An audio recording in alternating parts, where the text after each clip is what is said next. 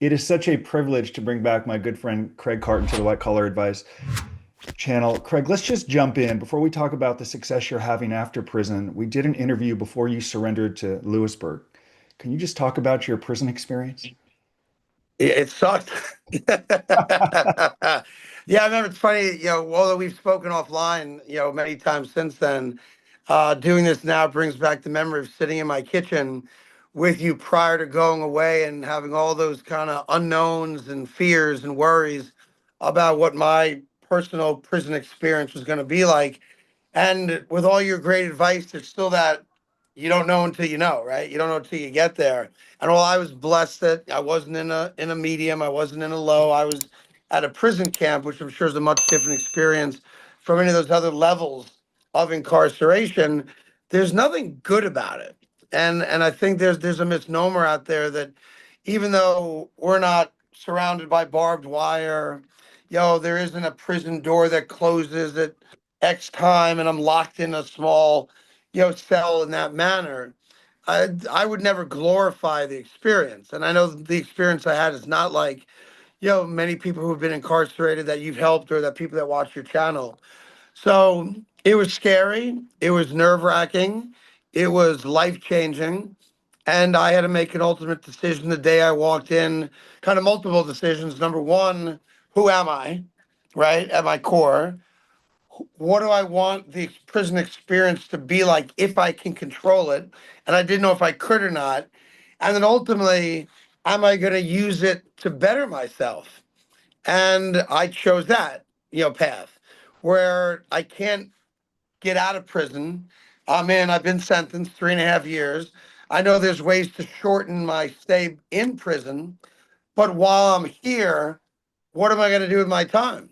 And like you would advise, you see a lot of people, and sadly, where I was, I would say 80% of the men there are drug related offenses and guys who had been incarcerated prior to showing up at Lewisburg, and it was somewhat normal for them to be incarcerated. That struck me as odd because I wanted to get out in the worst possible way. And I did time with guys that, if I get out tomorrow, great. If it's 6 months from tomorrow, that's great too. They were fine being there. And I was very uncomfortable. With that, I never wanted prison to become my norm. So I try to fight that and come up with things to do to make the days go faster. Because your biggest enemy in prison is time.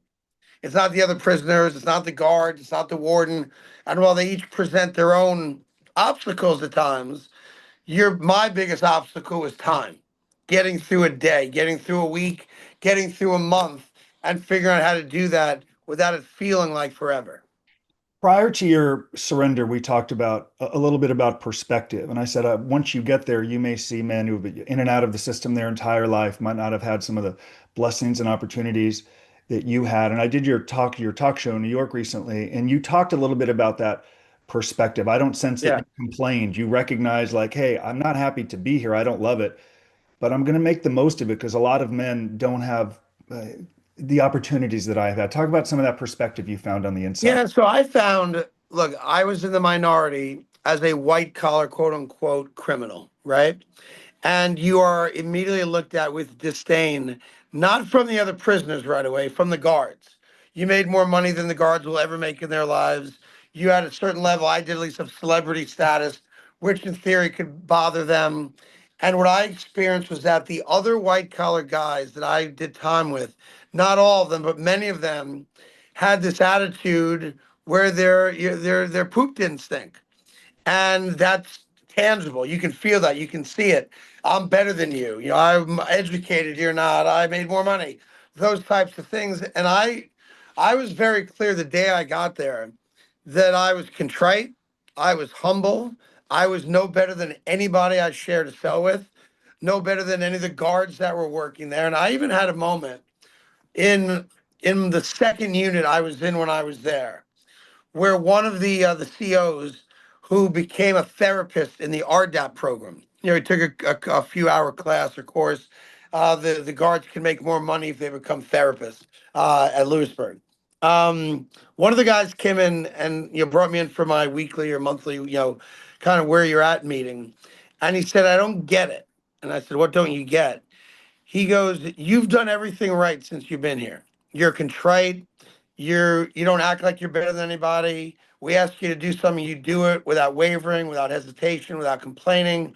You've quote unquote kind of lowered yourself to prison standards based on what your life was like prior to being incarcerated. And yet all the other white collar guys here don't do that. And I can tell you that my time comparatively was much easier than the other white collar guys because the guards didn't have a Jones for me. Because I didn't act special. I didn't act like I was better than anybody else. I waited in line like everybody else. I got dressed like everybody else. I didn't ask for any permission a special permission to do anything that no one else got. And a lot of those guys, lawyers and doctors and finance guys, couldn't handle that, couldn't lower themselves, quote unquote, to their surroundings. And I can tell you as a fact that they had a much more difficult time than I did. And I couldn't answer their question. I don't know why guys were like that. When to me it was very obvious. I put myself in this prison. No one else put me there. And now I got to own it. And in owning it, I lived my life the right way there, where I was not a target of the guards and I was not a target of the other prisoners because I blended in with the rest of them.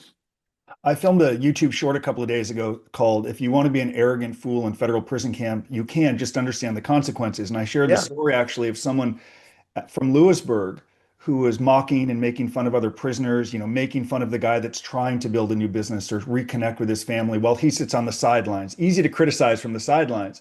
Then he calls home, phone calls are recorded. He's making fun of the drug program. It is what it is. I'm in with these dumb guys. Someone tells a guard or someone this is what he was saying on the phone. They listen to it, they throw him out of the drug program. So you can behave any way you want. You can be looked at as a bad Yeah. dude. I sent hundreds of texts to people in our community with that video that just said, be a good dude. That's all. You've had it better. Yeah. Embrace that. Like it shouldn't be hard either. Like Yeah. I don't care how much money you made in your life, how much success you had, how much celebrity you might have had, depending on you obviously what your background is. Once you put on those prison tans, ain't nothing special about you. Let's Nothing. talk, now let's talk about criticism. When we did that video, some people love you. I support Craig. I'm following his journey. I got to see him back. My life won't be the same while I can't hear him. And I'm like, what a cool thing to hear, the impact that you have on people's lives. But then there are those on the flip side who are like, I'm glad the dude's going to prison. I hope he's never on the air again. There is no chance he will ever be on radio or television again in New York. And here you are. So, how do you address haters and how did that compel you to use your time productively in prison? I say that because a lot of people, you hear this prison parlance. I'm going to start when I got 3 months, 6 months to the door. By then, the habits have formed. They ain't never starting, right? So, talk about how you dealt with criticism and did that fuel you to say, I'm going to be back on the air and prove some of these haters wrong? So the criticism kind of evolved from when I first got in trouble and then through the multiple year process of getting arrested, then waiting a year for a trial, then waiting another 6 months to be sentenced, then waiting another 3 months to actually going to Lewisburg. So there's two levels. Obviously, very easy to dump on me when I first got in trouble, and people not knowing the entire story or not knowing how ultimately I was going to live my life post trouble. The criticism I've gotten since I've been out has been interesting to me, because nobody can question the manner in which I've lived my life post arrest. And I don't ask for headlines for it, but I live my life in the most exemplary fashion I can. Trying to give back to my community, trying to be charitable, trying to use my worst moments from a standpoint of my gambling problems to help other people who have gambling problems before they start making really bad or illegal decisions that are going to wind up with them potentially being arrested and incarcerated like I was. So I know how I live my life. And I've often said that when I die, I don't think, the article written about me should focus on the good stuff I did, nor do I think it should also focus on the worst moments and the worst decisions I made in my life. I think you have to take the entire story into account. I know full well, based on being a brash, opinionated guy on radio and TV, there are people that do not like me. I could walk on water. I could cure cancer. I could make the world a better place. There's a group of people, and at times they're a loud minority, who will never like me, never respect me, never give me a chance, no matter what, because they didn't like my opinions about the New York Yankees. And now I give them great ammunition to attack me because I lost the moral high ground because I'm a convicted felon. There was a point in my life where I worried about those people, where I wanted to scream to the hills, but look at what I'm doing. Look how I've changed my life. Look at all the good I did. Look at all the good I'm doing now. I think I've made it even. I think maybe even I'm a little bit ahead. And then I woke up one day and I decided I don't care anymore about what they say because there are people in this world, and they're entitled to feel this way, that will never think positively of me, never say a positive word about me, who think I'm the scum of the earth. And I no longer let those people live rent free in my head. And I'm not a big quote guy, but I do use an Eleanor Roosevelt quote a lot. And it was actually on the wall of the RDAP building at Lewisburg. It's where I first learned the quote. And the quote, quite simply, is other people's opinions of me don't matter. I'm kind of bastardizing the Yeah. quote there. But, if you don't like me, well, don't like me. You're not in my life anyway. Like, why do I care if a random guy on Twitter has something bad to say about me? It happens every day of the week. I had an opinion that the Indiana Pacers had an easy road to the NBA Finals. 10% of the tweets back to me call me a felon, Yeah. right? Attacked me for what I got in trouble for. So I just woke up one day, I don't know what that day was, and decided I'm going to care about the people that want the best for me. And I can't be bothered by people that don't. If you think I'm a bad guy, think it. I know how I live my life. The people that I do great things for, without any intention, know the impact I've had on their lives. And, that's what I try to do every single day of the week. And, I would say this prison, I don't know, in a weird way, look, I never wanted to go. If I could do it again, I wouldn't go. And I can't say that prison saved my life, but getting in trouble did, because I was going down a path where it wasn't going to end well. I just looking back with clarity, which I didn't have at the time because I was so into myself and filled with ego and cockiness around gambling. And then that spread to other parts of my life where I thought the story only ended one way and he was successful. Looking back at my life with clarity, that story at some point was starting to take a turn where maybe I'm not alive. So I never wanted to go to prison. If I could do it again, I never would have gone to prison. But getting in trouble and paying the price I paid has given me a great clarity in life and a new appreciation for life. We talk in our community about somehow using the experience as an asset. Like you said, I'm happy I went to prison, but I went, and rather than run from it, I'm going to own it. I know you've Yeah. talked to at least 10 people in our community over the years. You don't bill me. You won't take money from me. You say, let me just help. Someone's going to Lewisburg. They have questions about life on the inside. Their wife is concerned. Let me offer some expertise. You talk about gambling. You've spent and offered advice to our friend Matthew Boyer, the bookmaker in the Shohei case. And he called me after he spoke with you. He's like, wow, he's a gambler. He understands it. He understands some of the regret. And that really, really helped me. Like, can I talk to him again? Of course. And that leads to you can't help people unless you have invested the time to sort of introspect and understand how you got there. And there was like a big shift before prison till now. I don't think you're in a position to help people with gambling or making better decisions unless you fully evaluated what got here. Yeah. My point is people have to do the work. You can't offer advice unless you've done the work. Yeah, look, I agree. And when I talked to you and we did this video before going away, I was still in denial in many aspects of the decisions I made. And I wouldn't have been a help to anybody, including myself. But then when you break it all down, and prison does afford you that opportunity to break it all down. You have a lot of time staring at a mattress that's about 9 inches a foot right above your face, and you have a lot of alone time, you have a lot of introspective time to figure out who am I, what am I, and my story's going to continue on when I get out of prison, one way or the other. And I just made a conscious decision, not knowing if I'd have a family when I get out, not knowing if I'd get a job when I got out, that if nothing else, I was going to live my life the right way. Pay people back that I owed money to, right the wrongs that I created. And whether anyone appreciated that or not, so be it. But at least I'd be able to look in the mirror and say, you messed up and you've done everything in your power to make things right and live your life in a better fashion. And that's what I've done. Whether I get attention for it or not, it's immaterial. Like, I can look in the mirror, and for a long time I didn't like what I saw, and now I do. and that's because of all the work I've put into it. And I shouldn't be applauded for that. That should be the natural thing to do. And when it's funny, when you look back, you're like, man, I spent a year in federal prison. And there's some days it seems like forever ago. And then I don't know if you've experienced this, you've been out a lot longer than I have. There are other days where it feels like yesterday. And the times it feels like yesterday scare me in a good way. Because it's a reminder, hey, you can't mess up again. And to me, that's very powerful. I've been home 16 years. I think about it every single day. I still have dreams about going to prison. For some reason, my Judge Wilson is sending me back to prison for a probation violation for 6 months. And I say, Your Honor, I can do 6 months. Can someone tell me why I'm going back to prison? That's all I want to know. And then I wake up and I'm so grateful to be Yeah. like that.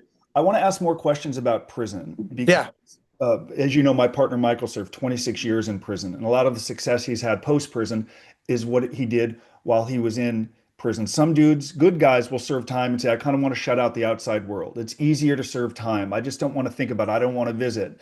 You got back on the air. That didn't happen by accident. Were you continuing to cultivate relationships while in prison? Are you emailing? Are you calling? Any people visiting you to talk about what Craig's life looks like post prison with all these responsibilities? Um, it's a good question. I did have people in my life who were in the radio world and TV world who were dear, dear friends and stayed very loyal to me and care about me and love me, who did visit me in prison. One more notable than anyone else, my friend Chris Olivero, who was my boss and one of my closest friends in the world, who did come to visit me, and he made me no promises. The only thing he said to me was, the fact that you got incarcerated and arrested doesn't change whether or not you're good at what you did. And no one's going to argue the fact that you were one of the best at what you did, meaning sports talk radio, and the most, recognizable and successful guy in New York, sports talk radio, maybe of all time. He said, so I want to be very clear. I'm not guaranteeing you a job. I'm not promising you an opportunity, but I will promise you this. If you get out of prison and you're in a better place mentally and emotionally, and pardon me, you get your shit together.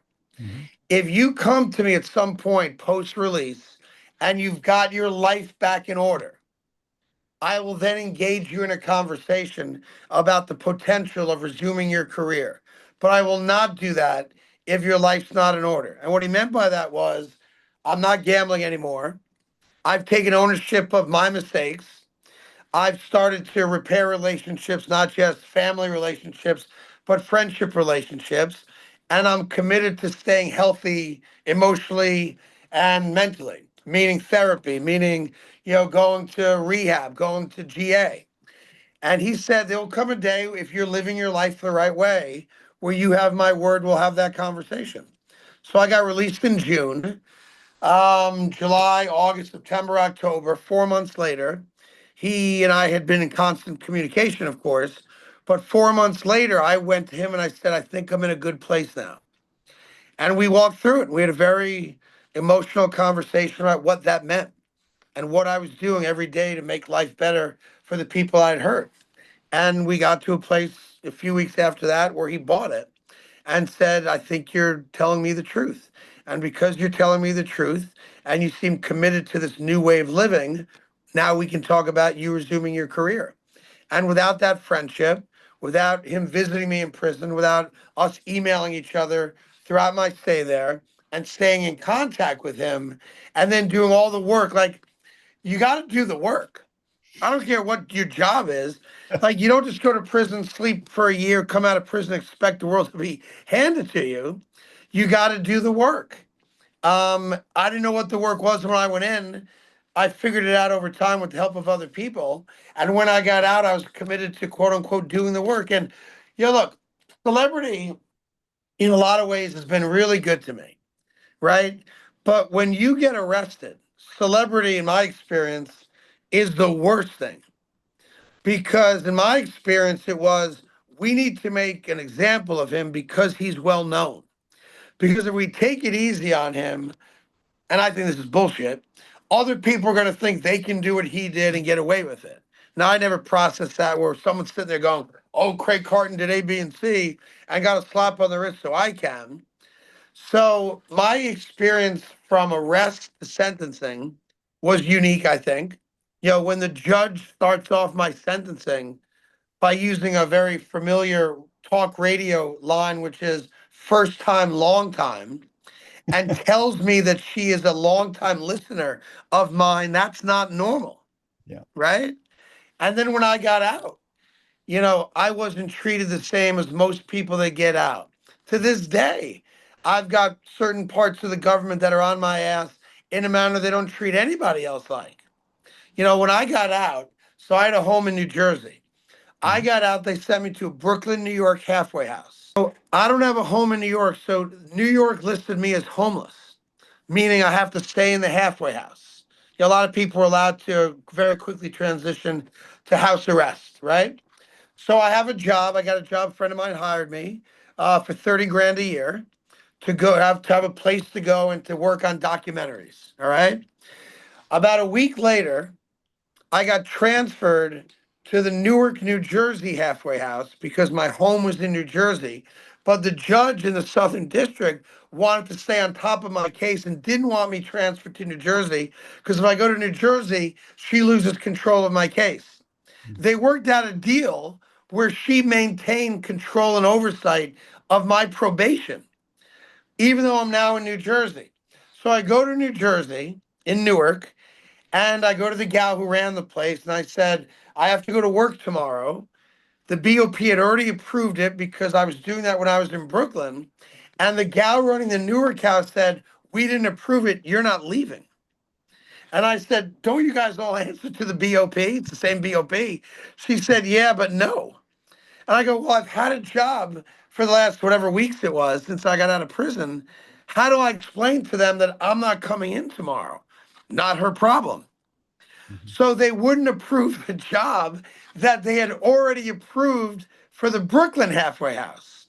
So I sat in the Newark halfway house for almost 2 months, not allowed to leave the building because I'm the guy on the radio. And then eventually I wound up going, to home and having house arrest and an ankle monitor and all that stuff. But they have busted my chops every step of the way. And I'm very sensitive to that. I endured, we've discussed it in 2019 because I still owed restitution when I had a lot of that media, Dr. Phil and Fox, that Varsity Blues case. After I think I was on Dr. Phil, then within 2 days, I get a letter from the financial litigation unit. Then they sued me, like showed up at my home with a lawsuit. And I'm like, I'm the dude that never has missed a restitution payment. I've been off probation for 8 years. I've never missed a payment. Why would you sue me? Just call me.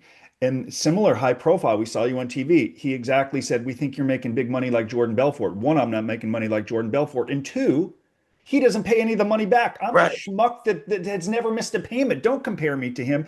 Anyway, I know they're on you if you're doing TV and things like that. It's just part of the journey. It's what we chose. I want to go through a few rapid fire questions about your Yeah. experience in prison. Then I want to wrap up with some of the gambling preventive stuff you're doing. Some questions I know Sure. people have asked. What was your job in prison? I was a tutor. So my job was to help guys get past their GED. There's a rule in federal prison where you can't be released, believe it or not, if you don't have a high school diploma or GED equivalent. So there's about a half dozen of us or so, we would sit down and tutor guys who didn't have their high school diploma or GED and help them pass the test. And I got great satisfaction. I think there are 5 guys who passed their GED and where I was their direct tutor. And the look on their faces when they got the test results back, having passed it, meaning they were now eligible for release when their date came up, was awesome. And I really got great satisfaction at helping them. Everyone listen to what he just said. It's one thing to do required work. People think, oh, I avoided problems. I have my good time. I'm going to programming. I'm going to get my earned time credits. A case manager would say, that's required. They're cynical. They may say you only did the programming to get the credits. What's exceptional is teaching like Craig did and the satisfaction of helping other people. Don't do what's required, do more. Did you see any fights while you were in prison? Yes. So the way I describe it is if you want trouble, any kind of trouble, it's available to you 24/7. If you want to avoid trouble, you can also. Most of the fights were silly arguments where a third party butted their head and got involved in other people arguing. There's arguments over card games all the time. There's a lot of gambling, a lot of card games. And then the one bugaboo you told me to avoid, which I didn't, was sports. A lot of arguing over a bad call, a good call, a strikeout, a tackle, there's flag football. Yes, I saw fights, not every day of the week. I saw guys get punched right in the mouth, though. It happens. People have differing opinions about communicating with staff. I would argue the less amount you can talk to staff, the better, because if you're speaking with staff and an hour later they're searching someone's locker, they could say, well, wasn't that guy talking to a staff member? You want to be respectful of them.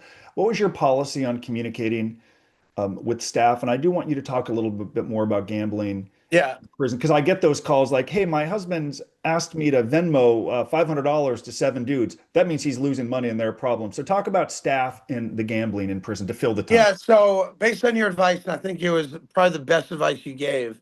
Look, there's a handful of guards that were nice guys, good guys that weren't looking to bust anyone's chops, but the majority of guards at Lewisburg were out to get you, and got great joy out of throwing people in the hole and punishing people and catching people doing things that they didn't like or that might have been against prison rules. So my philosophy was speak when spoken to, do not speak to a guard if they don't engage you first. If they do engage you, keep it as quick as possible and direct as possible. I had one experience where it was rec time. So, before the last night count at night. And if you heard a guy's name get called to the main bubble, that guy was typically in trouble or going to the hole or something was going on. I had never been called to the main bubble.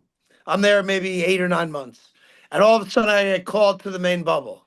I'm like, what could that, like, I'm racking my brain. Why would I possibly be called, right?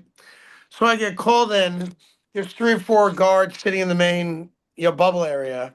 And one of the guys is like, Craig Carton, right? I'm like, yeah. He goes, my buddy is a huge fan. He's on the phone. You need to talk to him right now. And I'm like, I appreciate that. It's kind of uncomfortable. I'd rather not. He goes, Mm. no, no, you will talk to him now. And he puts this guy on the phone. Hey, I'm a big fan. Hey, what's this guy like? What that? And I'm cognizant of time. And I'm like, guys, I can't stay here. I gotta go. And tell your buddies when I get out, I'm happy to call him, right? I'll send you an autographed picture if you want it. And I was there for, it felt like a lot longer than I'm sure it was, but I was there long enough for dudes to start coming up to the bubble to see why I was there. So my advice to any of your clients that are getting ready to go, yes, there's probably some good guards where they're going. Avoid them. I had one guard who's a big ghost hunter and loved to talk about hunting ghosts. Knew I'd been on TV and wanted to talk to me about ghost hunter shows on TV. And he meant well. And I'm like, dude, I can't talk to you. Yeah. So respectfully, I'm not going to. But please don't ask me to come to the guard station and come inside that station and have a lengthy conversation with you because as much as you don't think guys are watching you, and I'll give you a quick story. Guys are watching your behavior. And I'll tell you how I know. So towards the end of my stay, there was a guy that I was away with who was one of the leaders of the Albanian mob in New York, in Staten Island, and was very good to me and was very, we had a good relationship. And towards the end of my stay, I said to him, just out of curiosity, what's my prison reputation? Okay. And he goes, you messed up twice. Like he didn't blink. Mm. And I go, what do you mean I messed up twice? He goes, well, you see that guy over there? I go, yeah. He goes, a few months ago, you played cards with him once. I'm like, yeah, he asked me to play cards. I had nothing else to do that moment. I played cards. He goes, that's the biggest rat in this place. People then started to question, can you be trusted? I'm like, wow, I didn't even think of that. I go, what was the other mistake I made? He goes, you see that guy over there? You walked around the track with that guy. He goes, that guy can't be trusted. We think he's a rat too. Why would you walk the track with him? And I was like, I didn't, it was like a light bulb went off. Even though I was well respected, people knew they could trust me. I was not a rat. They notice who you spend your time with, and it's real. That's a very important point. When you go to prison, you might want to associate with people that look like you, similar crimes, but you don't know them. You've been there for 15 minutes. So that's actually the question I was going to ask you. I want you to stress the value of just doing your own thing. It's okay to say no, to find your own routine. You don't have to be beholden once you get there to walk around the track with someone telling them your story. People are going to be judging you, and you could form a friendship with someone that speaks to staff or complains all day or Yeah. is that arrogant, entitled fool. And there are some of those people in prison. So stress the value of creating your own plan and just doing your own freaking thing in prison. Yeah, look, you're going to interact with people. It's the nature of being confined. All right, that's unavoidable. But how the level and the depth of those conversations and relationships are very important. I would highly suggest you talk about getting into a routine. You can't overstate that. I would suggest becoming an avid reader. There's a lot of downtime. And yeah, you can walk the track by yourself. You might even play cards with guys. That's certainly a way people pass the time. The more time you can spend alone and not go stir crazy, the better your overall prison experience is going to be. Because the guy that lays in his bunk, I read 53 books in 1 year when I was at Lewisburg, 53 of them. And that was the best time I spent there because nobody bothered me. I didn't get involved in other people's nonsense. I avoided any type of drama. And if I'm alone in my bunk, or if I'm sitting on a rock, or if I'm wherever I might be and I got a book, people respect my privacy also. And I would highly recommend reading, get whatever your job is, pouring yourself into it, and minding your business. And that cannot be overstated. You don't need to know what everyone's doing. You don't need to ask questions about what they're doing. You don't need to offer an opinion about it. And I would avoid it like the plague. Be your own guy by yourself, and people see it, they'll respect it, and they'll leave you alone. Before we wrap up talking about post-prison life, I did some dumb things in prison, but I think the guys could see I was humble. I did my job. It was incredible how many guys would pay someone a book of stamps to do their job, and the person they paid then didn't do their job.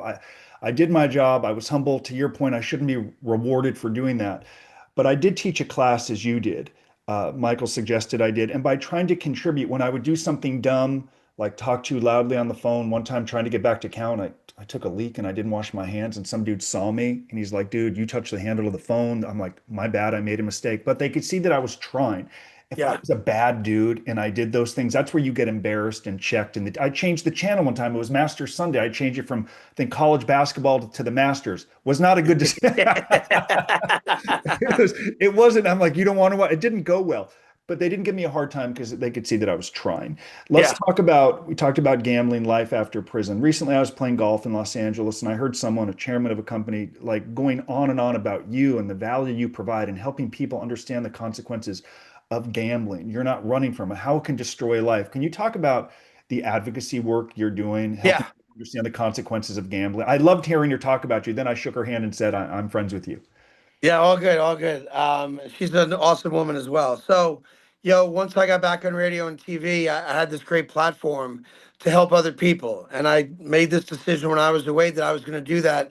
Whether I was on the radio or not, I could use my life story, the worst part of my life story, for good and to try to change the narrative a little bit and let people see that I'm being honest when I talk about wanting to give back. So, once a week on Saturdays, now Sundays, I do a show on radio called Hello, My Name is Craig. And it's me talking to other gamblers who are either in recovery or have been in recovery, or even gamblers that have fallen out of recovery and are starting to gamble again. And I do that because I'm trying to humanize the addict. Gambling addiction, unfortunately, is a silent addiction and an invisible one from the standpoint that if I lined a bunch of addicts up against the wall, you could probably figure out who's drunk, you could probably figure out who's on drugs, but you can't figure out who's gambling. And the suicide rate of gambling addicts is more than double that of alcoholics and drug addicts. And the real reason I do it to try to pay it forward is because there's a dirty word people put in front of gambling addicts that really bothers me to my core. An alcoholic's just an alcoholic, a drug addict is just a drug addict, but a compulsive gambler is a degenerate. And it bothers me because I don't think I'm a degenerate, right? And I'm trying to humanize the addiction because we're still at the tip of the iceberg with gambling addiction, because all of a sudden with the proliferation and the legalization of online wagering, I can wager on my phone, and 30 plus states now make it legal. We're now going to have hundreds of thousands of gambling addicts who never before thought that they could become addicted to gambling. Well, you can be. right? Much like you are to booze and to drugs. So by bringing these people on, sharing my story, if I could go down that road, anybody can go down that road. So I'm introducing people to the neighborhood deli owner, the tailor, the cop, the firefighter, the librarian, the school teacher, the you name it. None of us are immune to the possibility that once you start to gamble, it could get out of control. And when I'm dead and buried, if the only thing people say about me is that I used my story to help other people and try to prevent people from going down that same road, and I may have saved some lives along the way, and certainly a lot of heartache and strife for the family members of gambling addicts, I'm good with that. And I'll do it till I'm dead because my story resonates with people. And the more and more people are now gambling, the more my story resonates. And I think the more we mainstream the conversation about gambling and gambling addiction, the easier it will be for a 25-year-old kid to raise his hand one day and say, hey, I need help. Because there's still, for a lot of people, there's a shame associated with addiction. And there's the thought, ooh, gambling's dirty. It's a back alley thing. So the more mainstream legalized gambling becomes, and the more people like me talk about our experiences, I think it becomes easier for the next generation of problem gamblers to ask for and ultimately get the help they need. And that's why I do it. Two final questions. Before I went to prison, I was a smoker. I chewed a lot of tobacco. I would sit in my man cave, just very depressed, and I would just chew tobacco all day to the point where my teeth would bleed. And one day I said, "Yeah, I'm never going to do it again." And I didn't, but it was brutal, terrible, a terrible pain. In speaking with Matt, who was at some points three to $500,000 a hand as a bookie and as a gambler, doesn't gamble anymore. He said, "I miss it. It's hard. I suffer some. It's really difficult. That's no longer in my life." Is quitting gambling, is the pain of it akin to like trying to quit smoking and doing drugs? Like, was it difficult to endure? Help us understand the withdrawals because you don't gamble anymore. Yeah, look, I don't know how, yeah, sorry. I don't know how similar it is, the withdrawal part of it, that like nicotine would be, or, alcohol can be, which I know is devastating on a person's health. I can tell you that from an ego standpoint, from an emotional and mental standpoint, it's very difficult because gambling addicts are universally egotistical maniacs and world-class liars. And that unfortunately becomes a way of your life, and it kind of invades every other aspect of your life. And that, I don't care whether you're betting 30 grand a hand on blackjack like I did. I met people whose addiction was, no joke, dollar scratch offs. But Mhm. to show you how hard it was, here I am looking at the possibility of losing my freedom. I'd been arrested. It's on the front and back page of the newspaper. I'm now like public enemy number one, and I'm an embarrassment to my family and to my last name. And I decided to go to a rehab center out in Algomis. It's called Algomis. It's in Prescott, Arizona. And I went there for all the wrong reasons. I went there because I thought if I ever found myself in front of the judge for sentencing, like if I lost the case, and there's no way I'm going to lose this case, which is why I went to trial, that she would appreciate it. I thought my wife, who I was estranged with at the time, would appreciate, look, he's taking the steps to get better. You can't argue with a guy that goes to rehab, right? And I went there not thinking I had a problem. I'll never forget, I sat in a room with about 12 other gambling addicts. And no joke, one of those people was a dollar scratch off addict, and told the story that he didn't think he had an addiction until one day he got out of his pickup truck. And when you do those scratch offs, that little silver filament that you scratch off the little card, there was filament up to his ankles Wow. in his car. And it was a dollar at a time. And what was interesting to me, because I was like I was cocky and arrogant. Here I'm betting, no joke, 30 grand a hand of blackjack. I'm winning and losing millions of dollars, not hundreds of dollars. Nobody in this room could possibly appreciate what I went through because I'm better than all of them. That's how I thought. And one by one, they went around the room, dollar scratch off, $5 keno, sports gamble. You ran the gamut. And it was as if I had written a script about how I process gambling emotionally and mentally. And they had memorized my script and regurgitated it back to me, right? So in that moment, I was able to say, clearly I've got a problem, because they have no idea what I've done. And yet they describe the behavior exactly the same way I did. So that was the first time I bought into the notion that I might have a problem. But to show you how hard it is to withdraw or to stop, I get home from rehab now acknowledging in my head I've got a problem. The first thing I did was I went to a casino. And I went to a casino, I'll never forget, with $60,000 in cash. And it was the last 60 grand I had to my name, literally. And that's not hyperbole. And I went into the casino with 30 grand. I left the other 30 in my car on purpose. And I wanted to prove to myself, okay, I acknowledge I have a problem. I'm not gambling in a healthy manner. I wanted to prove to myself that if I lost the 30 grand, I wouldn't go to my car knowing I had another 30 there. And up and down, I get to a place where I don't have a lot of money left in front of me. And I have a pair of eights against a dealer's six. And I know I've got to split those eights. And I convinced myself the only way to play is the right way. It's a mathematical game. If you have any chance of winning, you have to play to the numbers. I'm really good at numbers and really good at math. So, of course, I went out to my car. I didn't just get enough money to pay for the split, I just took the whole 30 grand. I brought it back in. Long story short, I lose all of it. I drove home with $0 in the bank, $0 in my wallet, and $0 to my name. So I took the last 60 grand I had and I wasted it on a blackjack table, knowing that I had a problem, not knowing how I'm going to pay the electric bill or pay the Easy Pass bill because I'm driving into the city every day to see my young children face to face every day. So Easy Pass once sent me a bill for $8,000 that I couldn't pay. I literally went from making millions of dollars a year to looking under couch cushions for change so that I could buy a slice of pizza. And when I lost that 60 grand, that's the last wager I ever made in my life. And that was June 30th, 2018. So I'm coming up on 7 years of not making a single wager at all. And the message I would give to people out there in your audience that have loved ones or themselves who have a gambling problem, gambling was my everything. And if I can now be almost 7 years into my quote unquote sobriety or recovery, that means everybody and anybody can. And the last piece of the puzzle for me in trying to figure out how I got to this amazing place of 7 years without gambling and life is worth living and life is actually good. It's more good than bad.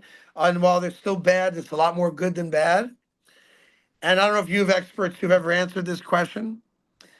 I don't know why I stopped. The gambling? Yep.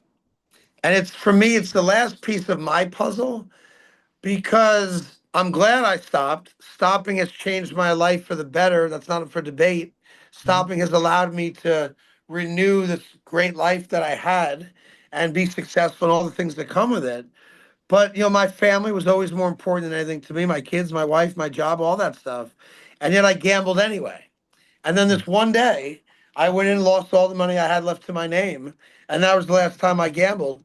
But I honestly don't know why I stopped. I'm so grateful you share this personal story, and I'm actually going to break up a number of clips from our long interview and put them as shorts because they'll really help people. I know when I quit smoking one day, the way I quit, I would smoke, I smoked like almost 3 packs in one day. And I kept putting it in my mouth. I felt really sick, but I kept smoking because my goal was when I eventually think of smoking again, I want to attribute it back to this day and how I'm feeling, like sick as a dog. I remember looking in the mirror and I had like these big bloated cheeks and I'm getting ready to get sentenced to prison. And I'm like continuing to smoke. I'm throwing up. I'm so sick, but I kept smoking with hopes that if I ever thought about a cigarette again, I would remember looking in the mirror, these fat cheeks and miserable, bloated, entitled kid with every break in the world, student athlete, baseball at USC with great dudes like Aaron Boone and others who were living their dreams. And I hated Aaron. I hated Jock Jones. I hated Chad Muller. I hated Jeff Jenkins. I hated my friends who were having success because they did it the right way. And here I am waiting to get sentenced. So quitting for me, even now, like sometimes I'll go to dinner with my wife and I'll be like, that cigarette smells good. The smell of it. Yeah, yeah. And I'll think back to staring into the mirror of how I felt when I powered through 3 packs that one day. So we all have reasons for quitting. I'm just so Yeah. glad you did. I would say this. Look, I'm glad I did. I had certainly good reason to, and eventually I came around and I guess woke up and did.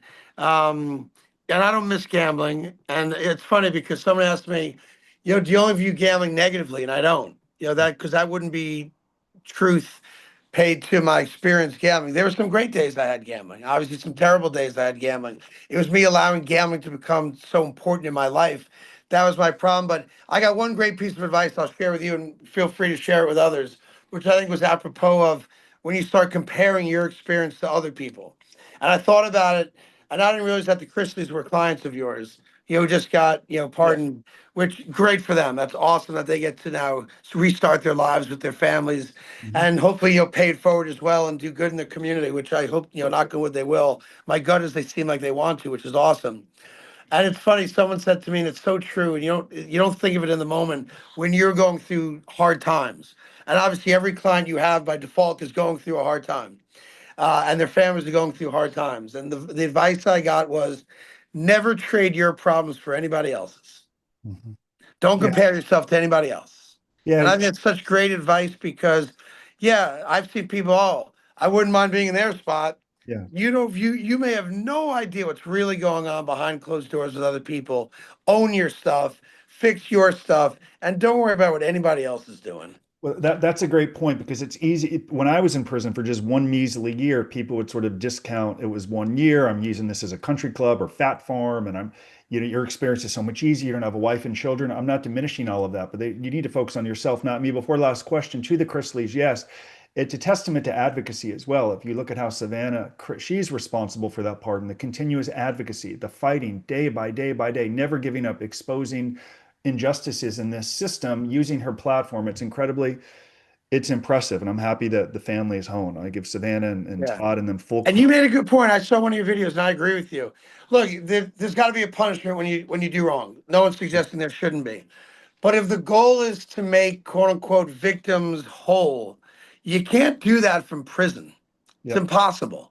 And it becomes very hard for most people when they get out to A, get themselves in a good place, and B, start repaying people that they may owe money to. Well, And yeah, that's why we advocate. That's what, so I run White Collar Advice for profit. Michael runs the .org. We're advocating for closing camps, work release programs, bring back parole. So if you get sentenced to 5 years, do what you did. You build a record, shows that you're going to be law abiding. You have a network, you have a community, you have a job. You should earn your way home, incentivizing excellence. That's what the First Step Act is about, rather than just calendar pages turning. We these camps, and they don't serve any purpose. I've been to at least 2 or 3 dozen sentencing hearings, Craig's, where victim will tell the judge, Your Honor, please don't sentence him to prison. He's been right. paying me back for the 4 years he's been out. We need our money, please. And the judge says, these are the guidelines. I'm going to go beneath the guidelines.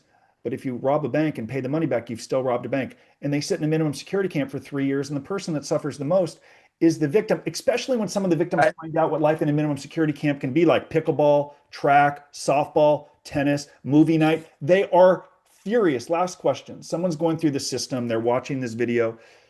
What's the best piece of advice you can give to them? Wow. Look, have representation you trust. Not just someone who's looking to make money off your experience. That'd be the first thing. And do the research. Find out, obviously, your service, you're not a lawyer, but you provide a great service from a preparation standpoint and the advice of how to get through doing time and how to deal with the different avenues and the different departments you deal with, both pre-sentencing, when you're sentenced, and then when you ultimately get out. So I think that's very valuable. And number two is recognize that there's nothing special about you and you are giving up control. You no longer have control over your life, and that is going to be very, very frustrating for anybody. And come to terms with that as quickly as possible because you'll drive yourself crazy. There's so many obvious things that are wrong about the system, and it doesn't matter. You can yell and scream all you want.